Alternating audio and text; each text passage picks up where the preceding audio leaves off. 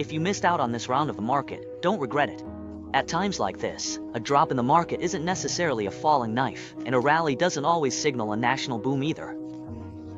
Maybe in the near future, you'll secretly be glad that you held back from jumping in, because otherwise, you would have ended up as just another greenhorn getting cut down. Because some market trends, just like the love stories in TV dramas, are best enjoyed from a distance, watching through the screen.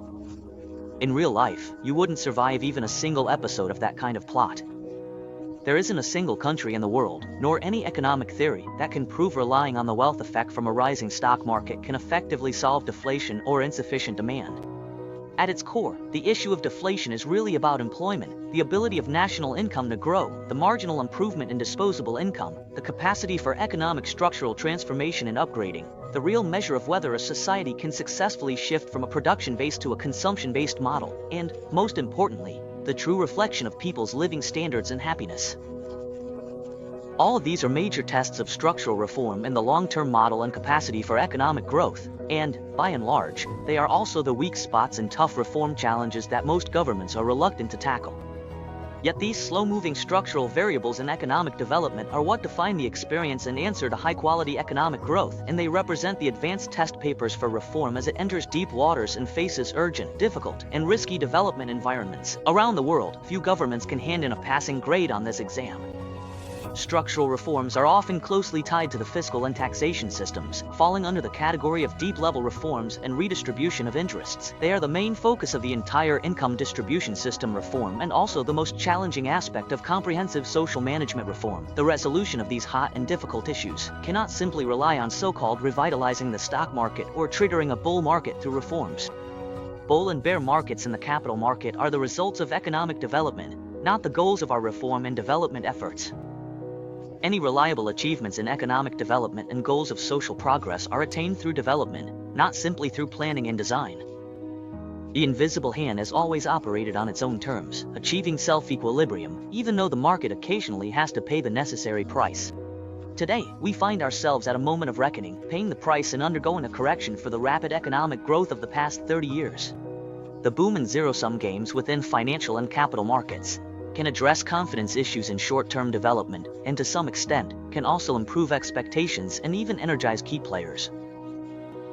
This can enhance corporate competitiveness by optimizing resource allocation and even increase consumers' purchasing power. But in the long run, what China needs more is the patience and determination to develop the real economy, and the capital market must also transform to serve the development of the real economy. We don't need Wall Street-style finance. The excessive deepening and liberalization of that kind of finance has already profoundly influenced and changed China, and we've already paid a high enough price for it. Behind the dazzling array of financial innovations like P2P lending, trusts, structured wealth management products, off-exchange margin financing, and quantitative trading, how many families' joys and sorrows, how many ups and downs of people's lives are hidden? It's time for finance to return to its true nature as a service industry, to genuinely serve the real economy, people's livelihoods, social fairness and justice, as well as common prosperity and high-quality development. We absolutely cannot go down the old path of false prosperity and irrational booms again, relying solely on the so-called prosperity of finance and capital markets to solve temporary difficulties is, at best, just a form of self-consolation and self-deception in terms of policy. The persistent problem in China's stock market of short-lived bull runs and prolonged bear markets, with rapid rises and sharp drops, also greatly reflects the true level of confidence and patience among market participants, as well as the underlying quality of economic development achievements. In a sense, the low-quality growth under the previous dual-track economic development model, where a bigger pond simply meant bigger fish, meant that a true national bull market never really existed. If the stock market can't serve as a barometer for the economy, can't reflect the fundamentals of the economy, can't discover value, and can't effectively allocate market resources, then what is its value and purpose? Is it really just a place for everyone to engage in simple zero-sum trading?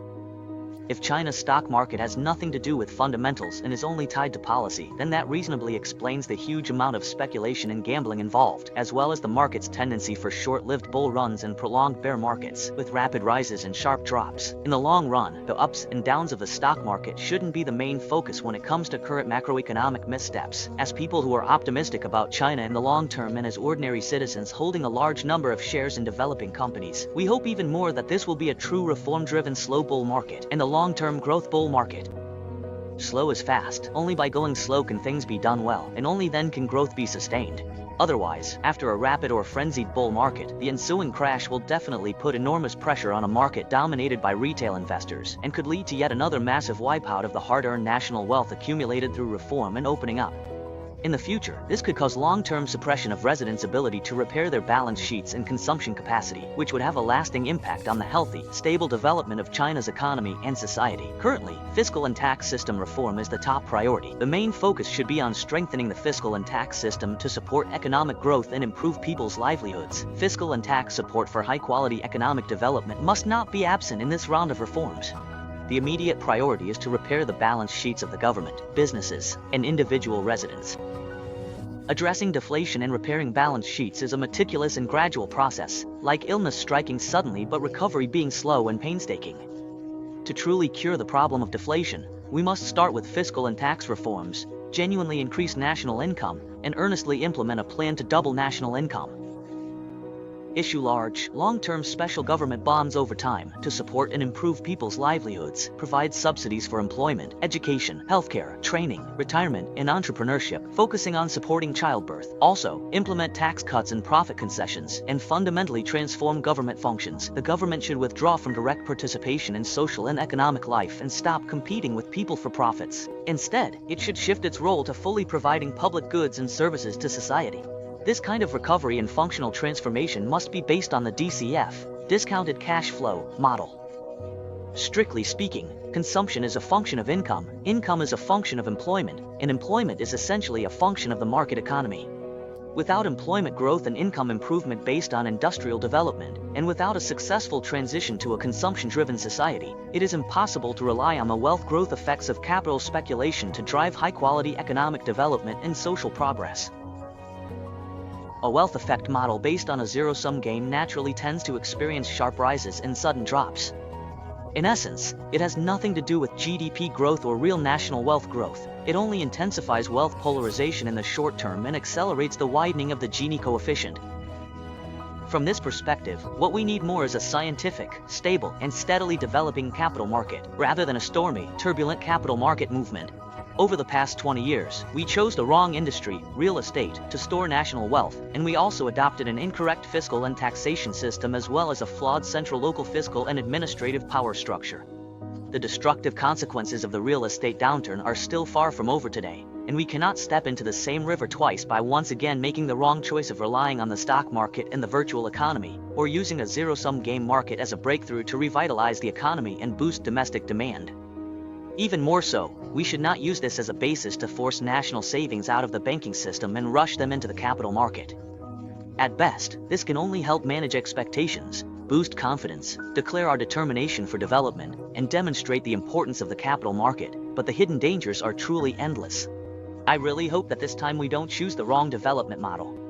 We are eagerly looking forward to reforms, especially firmly supporting the efforts of the fiscal and tax departments to strongly assist in repairing the balance sheets of businesses and individual residents. The central government should do its utmost to step in and provide support, making up for the output gap caused by insufficient private investment and end consumption, and addressing the liquidity trap under the backdrop of high savings rates and precautionary savings. The central government should use all its fiscal strength to fight deflation, support economic and social development, and seriously allocate fiscal resources to the private sector, where they can be used most efficiently. In particular, we should provide strong subsidies and support to low and middle income groups, genuinely reducing the leverage and burdens of households and residents, and truly increasing their propensity to consume. We should seriously work to improve people's per capita disposable income, loosening restrictions on the economy, people's livelihoods, and society as a whole. While revitalizing the capital market, we should place even greater emphasis on fostering a vibrant and open marketplace of ideas, and on unlocking the long-term benefits of institutional reforms. But we must never oversimplify complex issues, never idolize quantitative tools of financial and monetary policy, never treat long-term problems as short-term ones, and, above all, never politicize or turn economic development into a campaign-style movement. Almost everyone understands deep down, how far can a stock market go without fundamental support? How many days can a company survive without ample cash flow? And how long can sustainable development last without a market-driven economy and a law-based society? We all wish the best for China and hope for a strong and prosperous nation. Haruki Murakami once said, "No one actually likes being alone, they just don't want to be disappointed." What I want to say is, let's not forget why we started in the first place. Many things don't have the luxury of time, and many people leave suddenly, never to return.